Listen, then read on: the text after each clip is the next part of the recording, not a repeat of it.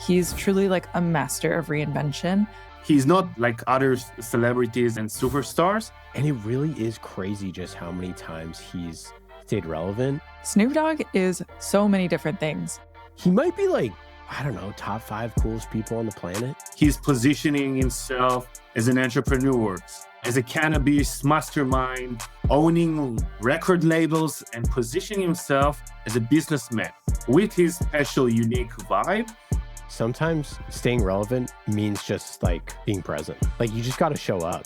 He's smoking. That's his thing. From a B2B perspective, you want to be well known for this exact thing that you do uniquely from other people. He's just like the consummate performer and entertainer that makes everything he touches better. And cross-discipline, cross-medium, cross-format, he does it all.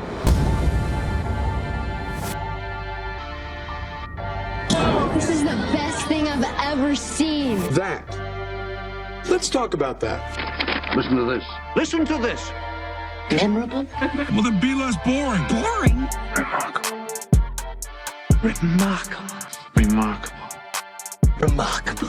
I'm Ian Faison, CEO of Caspian Studios. You're listening to Remarkable. This week, we're talking about marketing lessons from Snoop Dogg. Snoop, what are you doing here? With the help of our special guest, CMO and Co-Founder of MAIA Digital. Shay, how are you? Doing pretty well. How are you guys? Oh, excited to chat with you today. Very excited to chat LinkedIn. And of course, our guy Snoop. So why did you pick Snoop to talk about?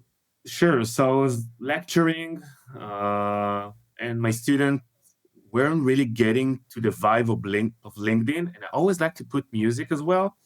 So I told them, LinkedIn used to be about suits and ties. Let's take it to the gin and juice. They were laughing as hell. And then I showed them that Snoop Dogg, he got LinkedIn profile 2 years ago in 2023. And they were shocked. Like he's positioning himself as an entrepreneur, as a cannabis mastermind, owning record labels and positioning himself as a businessman with his special, unique vibe.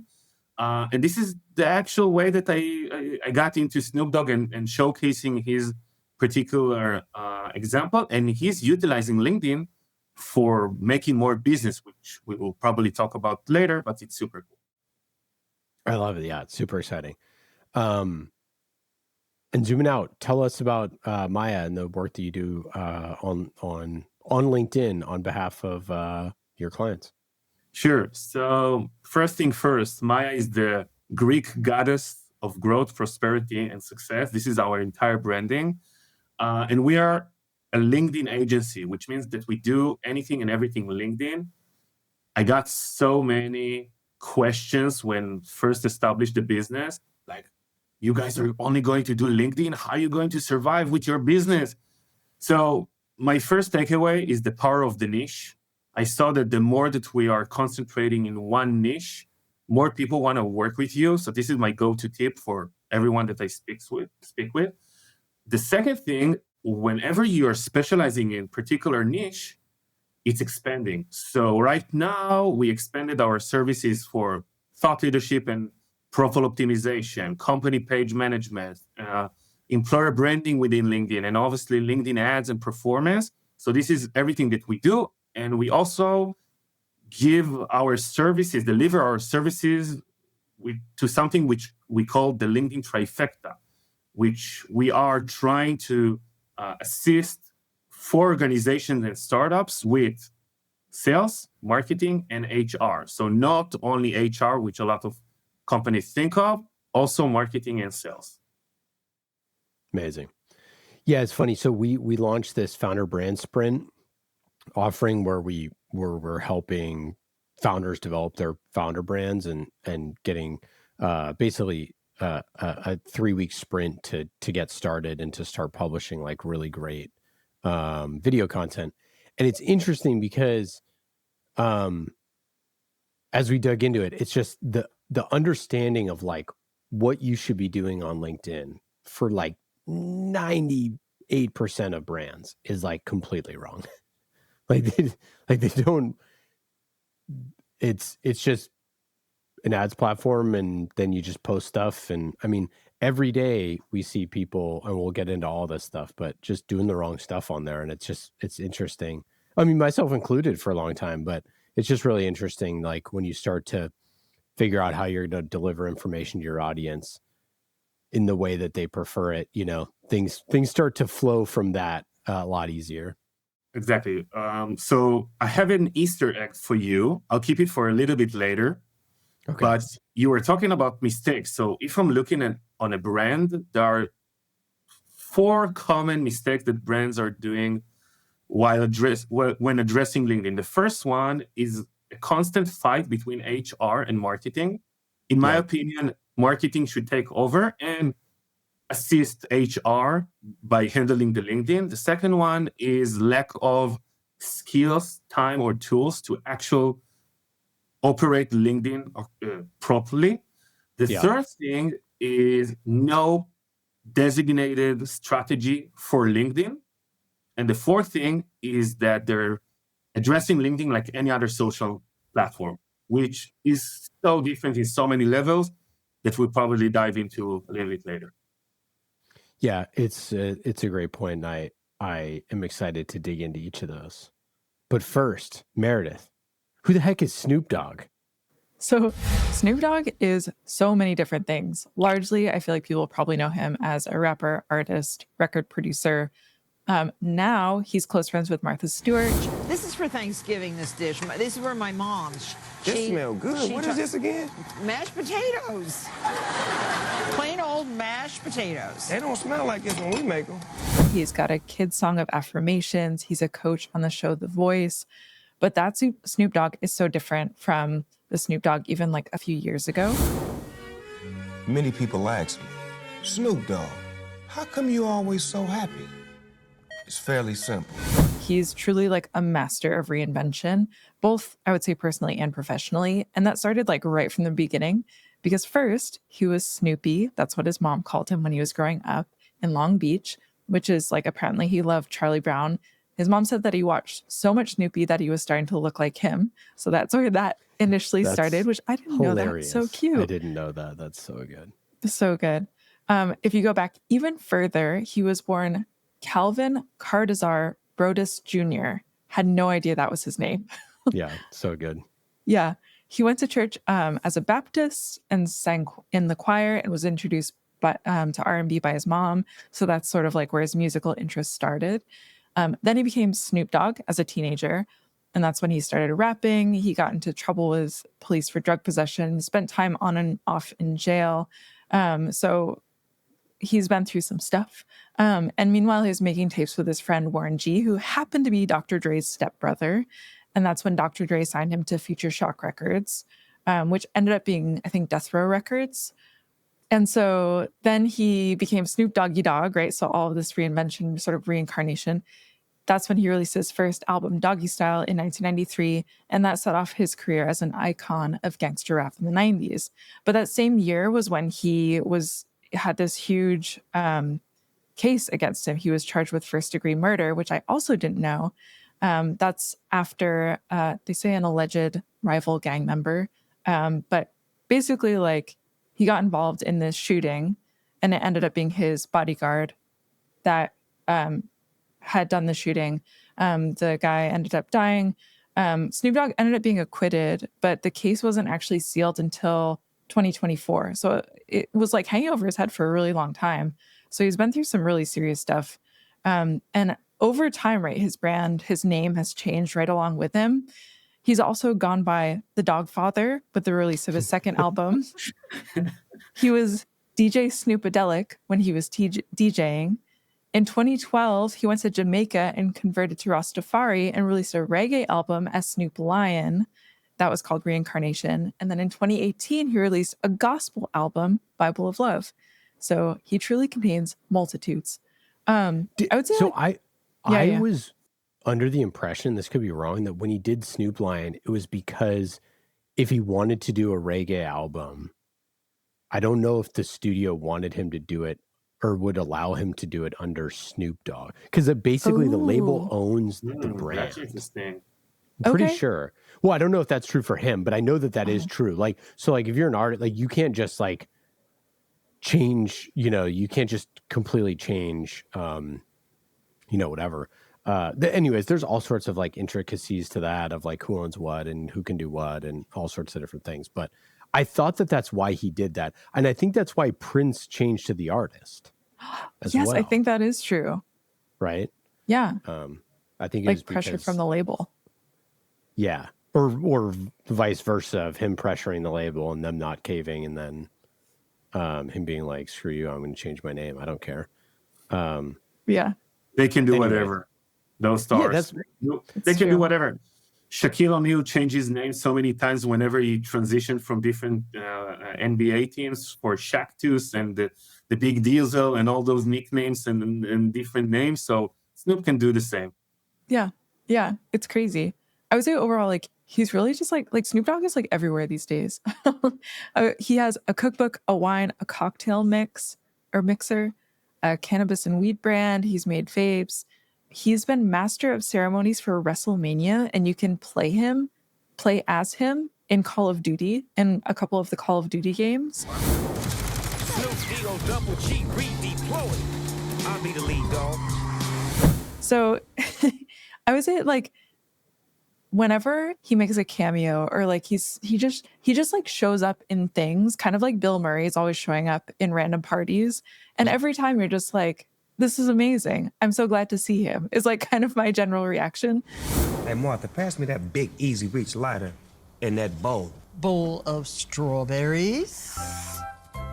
And I would say like to come from his like background and have had his experiences is really like pretty amazing that he's reinvented himself so much. But Shay, what's your connection to Snoop Dogg? Like how have you been exposed to him, and do you listen to him? Like what's your take? Obviously, I am listening to him. I think he really got me in the last Olympic. He was representing so proudly. So good. That was really, really, really nice. And before that, the Super Bowl. Like he really put up a show. But growing up, MP3, CDs, Snoop Dogg was over there. And then I remember vividly when the Straight Outta Compton movie came out, seeing him live in this entire transition. And then Ian, you mentioned the documentary about Snoop Lion. So I also saw the documentary. I really like reggae music. So he gave me the entire spectrum. And I remember in one of your former episodes, you were talking about Marvel and how they are building the entire universe. So smaller within the Snoop Dogg universe, but he done it all. So it's really catching. And Meredith, you mentioned that he had a rough childhood and he grew up, lots of stuff were going in, and he made it. So it's inspirational. And so that's how I got to Snoop. Yeah, love it. Yeah, I'm a huge fan of all West Coast rap since I was a kid growing up on the West Coast. So long a fan of Snoop Dogg for sure. But it is crazy. He wasn't that much older than me. I mean, he's definitely older than me, but he wasn't that much older than me. But he was an adult when I was still a kid, right? So like, he's been around basically my entire life. And it really is crazy just how many times he's stayed relevant. He might be like, I don't know, top 5 coolest people on the planet. Yeah. Like, you know what I mean? Like, it's not like he's not Taylor Swift or Beyonce in terms of like popularity, but he's cool. But he's cool in a way that is he seems so genuine, like, and so himself all the time, which I feel like is like incredibly hard to do when you're famous.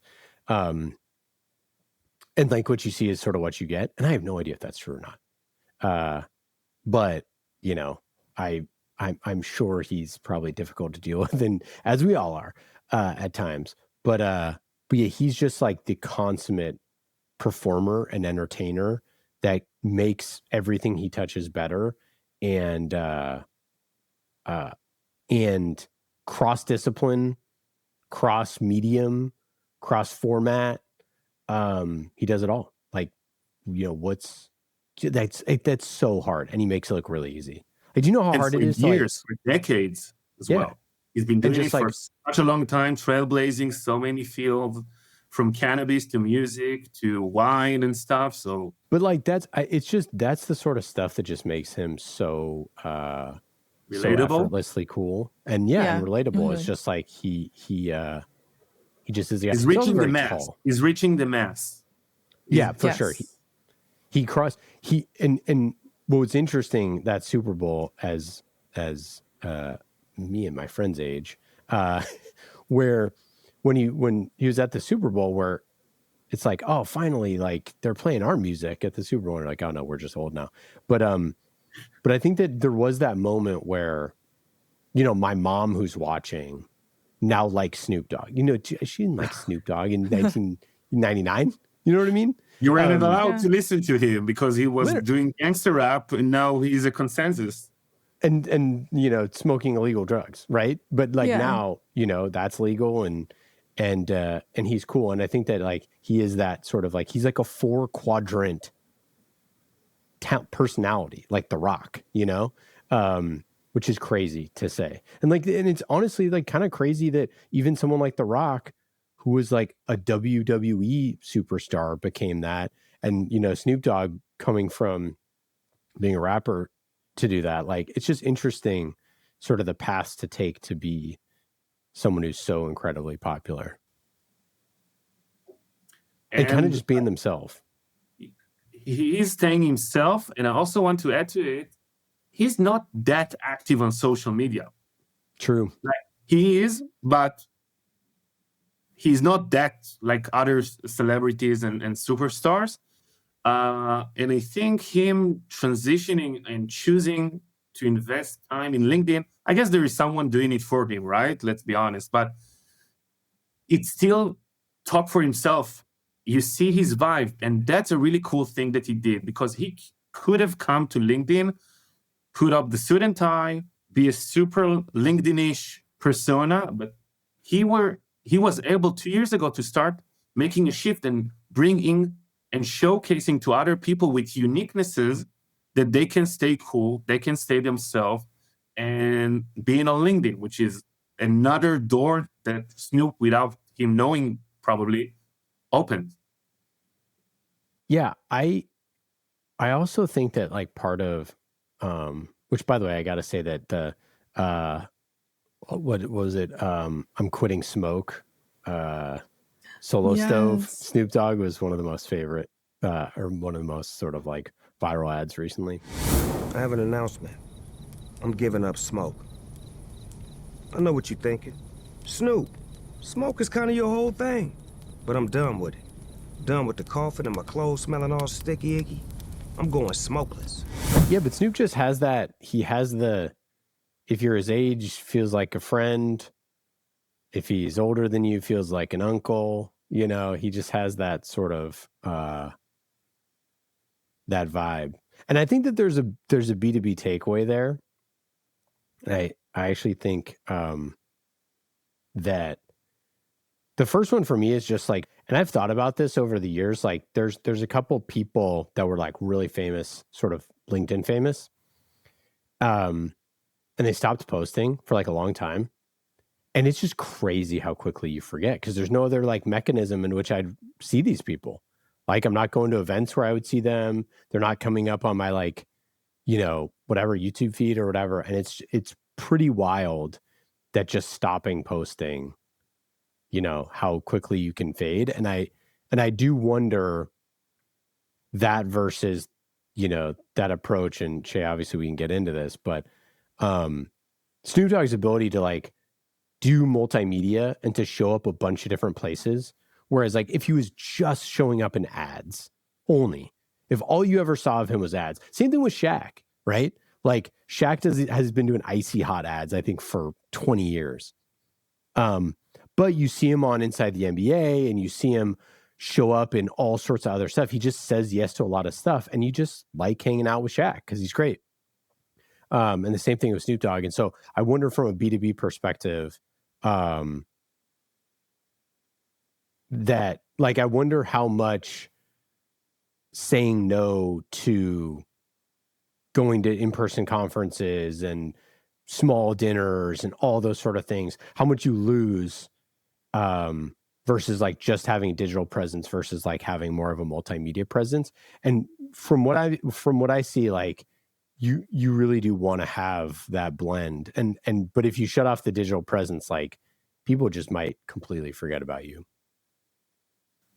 Wow, that's quite a question. I think the first thing is staying constant rather than just to stay motivated. So you want to show up. Obviously, people got life and stuff can happen, but you do want to stay out there. Also, I think referring to, you said about Snoop, that he's smoking, that's his thing. Now, maybe some people will think it's a bad thing, which is fine, but I'm looking at it from a B2B perspective or marketerial perspective or branding perspective. That's his thing.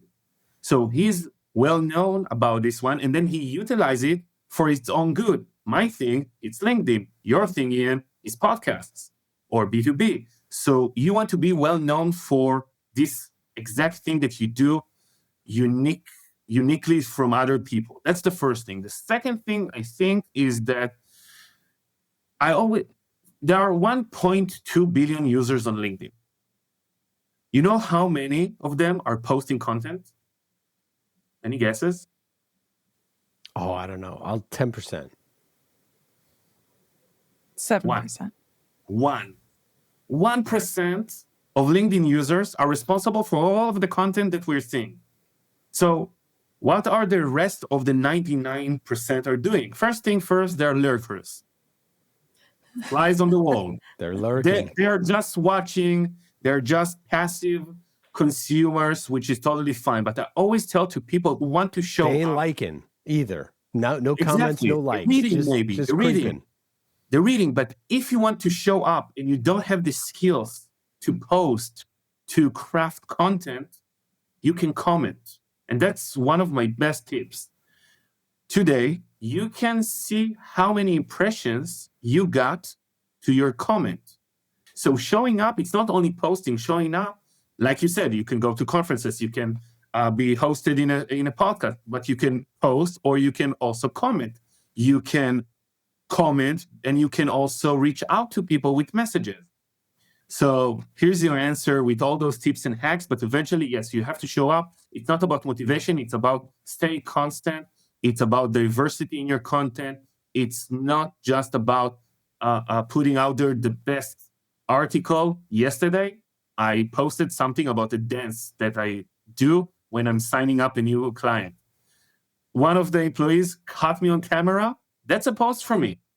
So I always tell my students, it will be much more easier for you to share your thoughts rather than to write a post. Again, it will be much more easier to share your thoughts rather than to write a post. It's much more authentic. It will catch much more virality. People will get much more connected to, and you don't even have to get so many likes. I always measure my LinkedIn success by the amount of messages that I'm getting in my inbox. Yeah. That's great. Zooming out, what is like the optimal strategy right now for LinkedIn beginning of the year 2026? Wow, I have so many. Let's talk about 3 of them. Thought leadership, employee advocacy, and videos. Let's start with videos. Videos are like in any other social media platform. They're picking up. Not a lot of brands are able to do it so far. Now you got AI, no excuses anymore. Start posting more videos. And also for personal people, I always tell software developers who are not the social types people on social media, if you're having a hard time to write content text, open up your Teams or Zoom camera, record yourself talking about the next trend or the latest thing happening in your market. It will be much more easier for you to talk about it rather than to write about it. So the second thing, it's employee advocacy. So also based on my previous answer about videos, we're working with Samsung in Israel, and we have an employee advocacy group, ambassadors, brand ambassadors. We just discovered that from one employee who is posting videos on LinkedIn, him teaching about phrases and terms in developing, this one employee got 648 resumes to the company. That's amazing. He's actually bringing more resumes than the recruitment team. So utilizing your advocacy group, it can be either for recruiting and it can be also for sales. So we have lots of examples of how those brand ambassadors can help you drive more sales. But let's move on to the first one, which is thought leadership. We see that startups, companies, that the founder is constantly active on LinkedIn, they're generating 10 times more revenue and sales to their company. It's about trustworthiness. It's about authority. You want to be out there. And if you heard about B2B or B2C, I'm calling it T2B, trust to business. So the common ground from everything that I just mentioned, videos, thought leadership, and employee advocacy, it's humanity. Just put the people in the front. Use your human capital to leverage and amplify your brand. That will be what will move the needle for your brand. How these new video formats that LinkedIn is basically sort of like doing this like trending thing. I mean, it seems like they're trying to copy the sort of, Reels. playing, Shorts, reels, whatever, playing the first second of it and cutting it off and whatever. And it feels like there's just not enough data that they don't have enough data on videos to like surface the best stuff. Like, it seems like they're trying, but like, it's just not good. To my opinion, to my estimation, to my taste.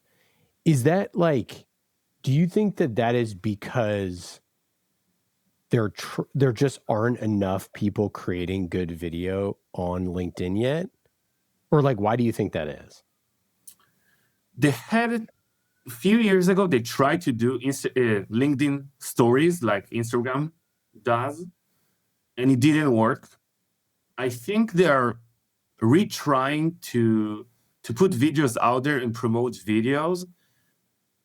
The main reason behind it, in my opinion, is like CPV, like the cost per value for view, which you want to make people dwell longer on your platform. So videos are making people stay longer in your platform. So I guess this is why they are promoting more videos. For sure. So I think that's about it. But why are they bad? Like, my question is, I mean, from a high, basically, I think that the vast majority of LinkedIn videos like are pretty bad. And it feels to me that they're trying to surface the best ones. They're trying to surface the like quote unquote viral ones. But the problem is like viral videos like on LinkedIn for business type stuff, they're trying to sort of like cluster topics that are like broad rather than specific, if that makes sense. So like they'll do like a lot of like, like career focused stuff. So like, as an example, I'm a CEO. I'm not looking for a job. I'm hopefully never looking for a job for the rest of my life. So like, I don't ever want career advice videos in my feed ever, right? And there's no way that I could select that or do whatever, or maybe there is, but it's not clear. But the thing is, they're feeding it to me anyways, right? Force feeding it to me. So that's a huge opportunity for a marketer if you're going to like if you can create videos that go into those trending sections that get picked up, you're going to see a massive increase in views. Traffic, yeah. But the downside is like you don't know what they're going to want to be talking about. But it seems like there's certain like themes that they're going after. So I don't know if you're seeing that across any of your clients of like what's working well, or is the strategy just like make as good of videos as you possibly can make, and if LinkedIn picks it up, then great. Yeah. So first thing, just consider that you can click on the three dots and mark to LinkedIn about a certain video that you're not interested in. Yeah. So that's the first thing. Second thing, in your But profile. Most people aren't probably going to, like they're not, it's not like on Instagram 2 or clicks. TikTok or I'm something. doing it all the time. And then my LinkedIn is like the perfect magazine, tailor-made magazine for me. Yeah, This is but me. you're a LinkedIn expert. Yeah, but you know what I mean? yeah, I just mean like for the average person, like the average they're Joe, they're not locked in enough to say like, I don't know if people are tailing our feet, but maybe they are. Anyways, my point being is like, what should we be creating content wise to get in front of the most amount of people on LinkedIn? Sure. So up to, let's say 2 years ago, most of the videos on LinkedIn were talking heads where you had to bring production and the CEO is talking in front of the camera. Then we transitioned to a more podcast style videos. Now we're seeing much more authentic videos. In the office, I really like whatever ClickUp are doing. If you're seeing all of those really cool videos and humoristic ones. So humor, animations, behind the scenes, those types of videos are performing pretty well. I also think seeing your CEO or executive board in a less well-done videos with all this production and more authentic will work much better. Keep them short. They used to be super long on LinkedIn. People think LinkedIn is super long. People will listen. No, they should stay short. And super important as well, a recent study showcased that, those TikTok headlines, like the subtitles that are right in the middle of the screen. Yep. Apparently, they're also working much better also on LinkedIn. Yep. So we've seen that too. Lift your subtitles up as well. The last format of video that I really like is kind of, quick questions, like associative, like not super well edited, like super raw. When you just fire chat with someone. And by the way, the quickest way to do such a thing is like we're having this conversation at the moment. You and Meredith, you can schedule 5 minutes on Teams or Zoom. Just record your conversation, your professional conversation, download it as a file, cut the start, cut the end, post it. Simple as that, super professional. People want to hear you authentically. And I think that's the best way to put it out there. Yeah. What else? Any other tips for people that are trying to create more on LinkedIn? Yeah, I think they should start with their profile. Your profile is like an SEO machine with lots of keywords. So you want to first optimize your profile. I promised an Easter egg at the beginning of our recording.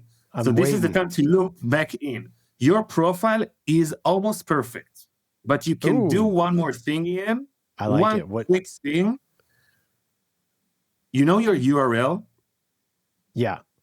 So if you go to your profile and from the right, you have edit public profile and URL, you can change. You used to have digits and some numbers and some letters within. You cut it off, save it, you're good to go. Many people know this trick already. But you can also add dash and B2B.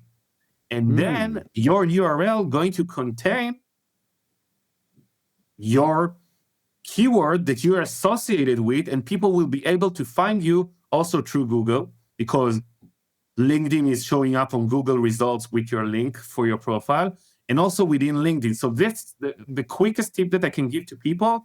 Unfortunately, I cannot write LinkedIn in my URL because this is the only word that is not allowed to. But here's the tip for me, really. The second thing in everything related to content.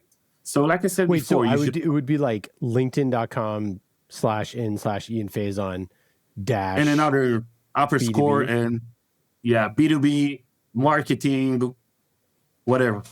Oh, crazy. I'm seeing your eyes. You're doing it right now, right? No, I'm looking at it right now. I'm like, that's crazy. I am too. Mine has a bunch of numbers at the end of it. Yeah. So delete them because it means that your profile is currently is not public. So as soon as you're taking off those numbers, your profile will turn to be public. So your visibility will increase. Yeah. You'll see much more people. Yeah. What? That's what we need. We need Meredith publicly visible, maximum exposure. And that's a done deal for everyone else. If Meredith is going to be visible more on LinkedIn, you got it all sorted. So back to my tips. So we're talking about optimize your profile as a go-to step. The second thing is before you posting, like I said earlier, comment on other people's posts and expand your network constantly. That's my second tip. And third thing, whenever you're posting, try to write everything that you can think of, and at the end, write a hook. Why is that? Joe Sugarman said in 1972, I know you're laughing because you know this sentence. Everybody who listening to us know it. The purpose of the first sentence is for people to read the second one. And you said earlier, people are not liking posts on LinkedIn. If they're not going to be lured, to be hooked to your first sentence, they won't read your perfect article about B2B marketing. They won't read it. You need to draw them in. So write whatever you want and invest 2 more minutes in writing a really good hook. It can be a story. It can be a percentage. It can be a quote. It can be a really strong sentence. It can be something that you believe in. So those are my go-to and easy to apply tips. And also, just as another one, an additional one, we all know CTAs, call to actions. Now, we usually refer them as in marketing, book a meeting, let's do a demo, get to our website. Let's talk to the average Joe, to the person who really want to post on LinkedIn and want to see more results. Use CTAs as engagement for driving engagement. What do you think about it? Tell me a story about a friend that it's happened to him as well. Have you ever encountered this particular issue before? Ask people questions and give them the option to join the discussion, and that will shift your LinkedIn game to the next level. Can I add a bonus tip from Ian? I will pass to hear it. Put the question in a visual in gigantic font and put an image, because when you post, a lot of times, like I started doing for my newsletter, or basically like a pretty cool image with big white text, and like instantly you get a scroll stop. Whereas if you don't do that, there's just so much stuff on LinkedIn that you realize you scroll past, and the stuff that you land on is like a really good question, a really good hook that you see in big text. And like, that's a good one. For example, Facebook I don't know if they still do, but you used to not even be able to do meta ads that had text a certain size, because I don't know if that's still the case. Yeah. Because basically they're like, this is cheating. It's like, this is like, it's going to make the user experience worse because everyone's going to have this like massive text on the screen. But like, there's no restrictions on that on publishing original content on LinkedIn. So you can make the text as big as you want. Yeah, and actually I have another thing that I really like to write the content and then try to think if it's valuable. So you guys probably know the Alice in Wonderland story, right? So this is the way that I'm checking how good my content is. I'll explain. So Alice is walking in the woods, right? And all of a sudden she got sucked in beneath the surface, right? Underneath there, she's meeting this creepy cat, the Queen of Hearts, and all these psychedelic experiences, right? But in few moments, she will get out in the other side of the woods and move on with her life, right? The same goes with our smartphones. So we're scrolling, then something is hooking us in, and then it will take 10 seconds, 20 seconds, 30 seconds, and eventually we will come out on the other end with another post, move on with our life. I want to make sure while Alice or you, Ian or Meredith, you are underneath the surface, you got hooked to my post, you're living it with something you haven't knew before. I gave you some value. I made you laugh. I made you emotion. I made you think. And this is how I measure my content, and I call it the Alice in Wonderland measurement. And this is how I'm just checking my post. I'm trying to locate if I have something that made someone else laugh, think. I think you got the point. I love it. Shay, wonderful having you on the show. Thanks for chatting Snoop Dogg. Thanks for chatting LinkedIn. Any final thoughts? Anything to plug? Thank you for having me. I think we could keep on going, but I'm waiting for the reactions from other people because I think we were able to discuss many burning issues and lots of impact. So thank you for having me. Yeah. And if anybody has questions, hit up Shay, hit up me, and hit up Meredith, who's going to have a public profile after this. Everything's going to be rolling in. Yikes. Yikes. Not ready. Oh, man. That's funny. Thanks so much, Shay. Thank you so much.